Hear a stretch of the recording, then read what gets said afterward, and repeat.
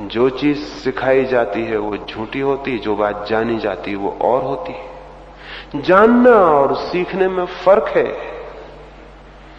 विज्ञान सिखाया जा सकता है, धर्म सिखाया नहीं जा सकता। इसलिए विज्ञान के कॉलेज हो सकते हैं, यूनिवर्सिटी हो सकती, धर्म का कोई कॉलेज कोई यूनिवर्सिटी नहीं हो सकती। विज्ञान सिखाया जा सकता है क्योंकि विज्ञान बाहर के जगत से संबंधित है। जो बाहर के जगत से संबंधित है वो सिखाया जा सकता है, वो हमसे बाहर है। हम सब उसे देख सकते हैं, हम सब उस पर निरीक्षण कर सकते हैं, हम सब उस पर प्रयोग कर सकते हैं। हम सबके लिए वो कॉमन ऑब्जेक्ट है, हम सबके लिए सबके बीच सामूहिक पदार्थ है। लेकिन धर्म सिखाया नहीं जा सकता क्योंकि वो आंतरिक है और सबके समक्ष सामने खड़ा नहीं किया जा सकता। सामूहिक रूप से प्रयोग नहीं हो सकता, सामूहिक परीक्षण नहीं हो सकता, सामूहिक निरीक्षण ऑब्जर्वेशन नहीं हो सकता। धर्म है नितांत गूढ़ और आंतरिक। उसे कोई स्वयं तो जान सकता है लेकिन कोई दूसरा इशारा नहीं कर सकता कि यह है। परमात्मा की तरफ अंगुली नहीं उठाई जा सकती, पदार्थ की तरफ अंगुली उठाई जा सकती। परमात्मा को पकड़ के मौजूद नहीं किया जा सकता, पदार्थ को पकड़ के मौजूद किया जा सकता है। इसलिए परमात्मा को सिखाया नहीं जा सकता, जाना जा सकता है। और बड़ा मजा यह है कि जो लोग परमात्मा को सीख लेते हैं वो जानने से वंचित रह जाते हैं, क्योंकि सिखावन होगी उधार दूसरों की, और उसको ही अगर उन्होंने पकड़ लिया तो वो उसको ही सत्य मान के रुक जाएंगे। और तब उस ज्ञान तक कैसे पहुंचेंगे जो उनके भीतर है और कभी बाहर से नहीं आता है।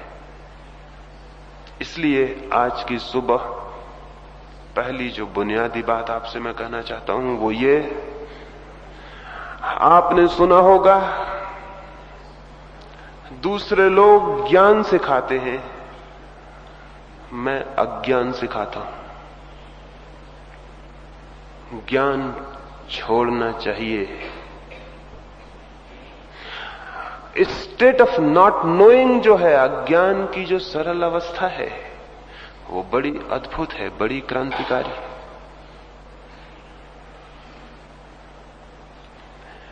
एक अनाथालय में मैं गया था, वहां के बच्चों को वो धर्म की शिक्षा देते हैं।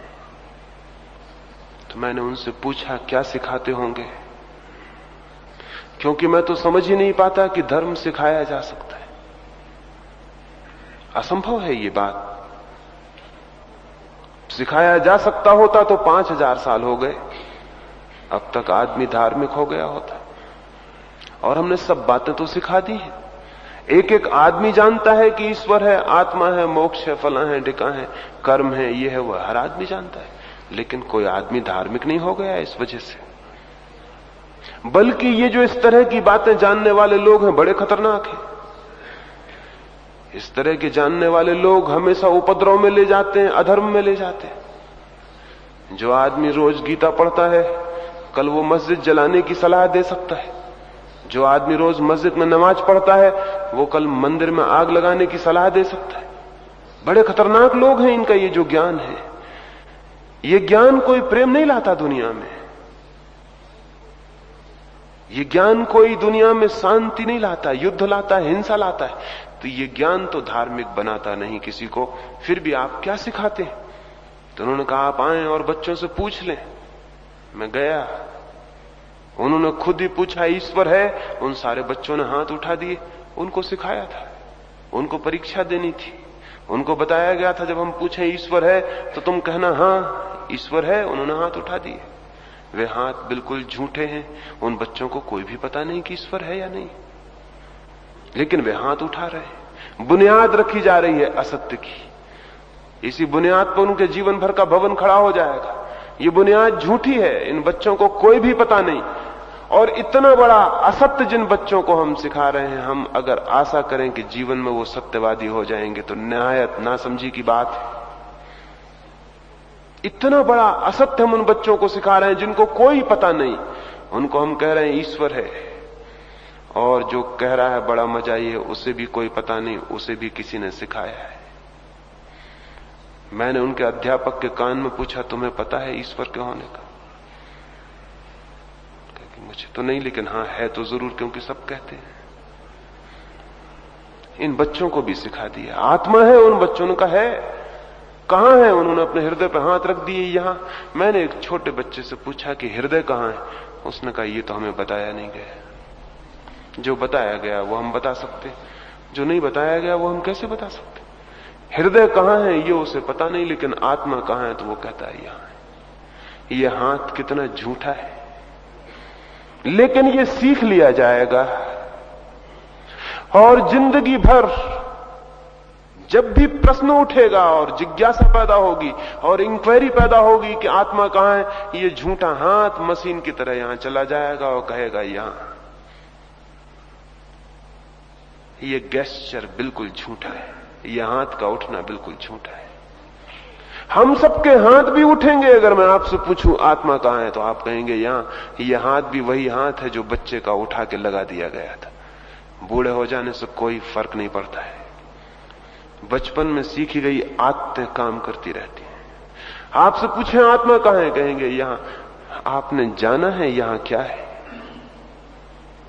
कोई पता नहीं उसका कि यहां क्या है, लेकिन हाथ उठता है और चला जाता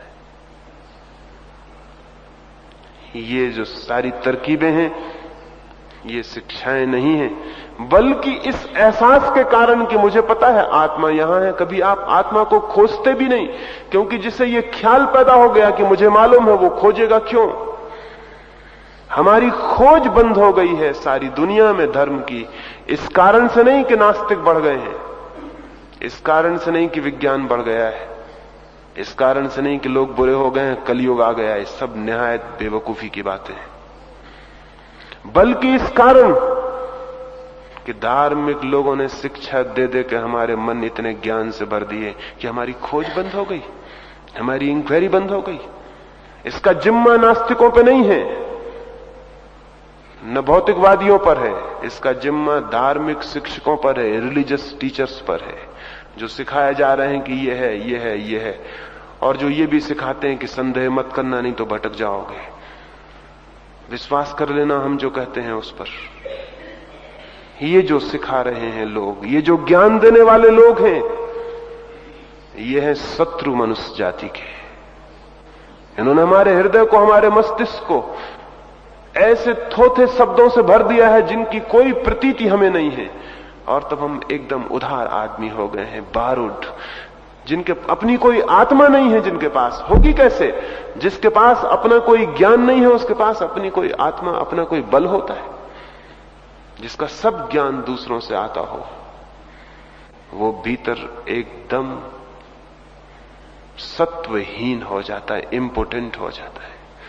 उसके भीतर कोई बल नहीं रह जाता, वो कुछ भी नहीं जानता है। उसकी सारी दीवारें ज्ञान की खींची जा सकती हैं और उसको पता चलेगा कि तो मैं नहीं जानता हूं। धोखा अपने को दिया जा सकता है ऐसे ज्ञान से, लेकिन ऐसे ज्ञान से न कभी कोई मुक्त होता है, न कभी कोई सत्य को जानता है।